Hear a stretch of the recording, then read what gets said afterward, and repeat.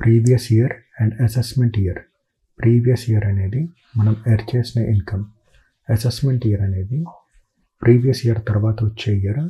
Previous ఇయర్లో మనం earn చేసిన ఇన్కమ్ని అసెస్మెంట్ ఇయర్ లోపల అసెస్ చేయడం జరుగుతుంది.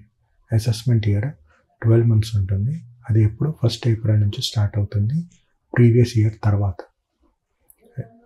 ప్రీవియస్ ఇయర్ వచ్చేసి 12 months ఉంటుంది. అది కొన్నిసార్లు తగ్గే ఛాన్స్ కూడా ఉంటుంది. ఇన్ కేస్ కొత్తగా పెట్టిన బిజినెస్లో ప్రీవియస్ ఇయర్ కొన్నిసార్లు తక్కువ డ్యూరేషన్ ఉంటుంది. ఆ విధంగా ప్రీవియస్ ఇయర్ లోపల ఏం చేసిన ఇన్కమ్ ప్రీవియస్ ఇయర్ లోపలనే కొన్నిసార్లు అసెస్ చేయడం జరుగుతుంది కొన్ని కండిషన్స్.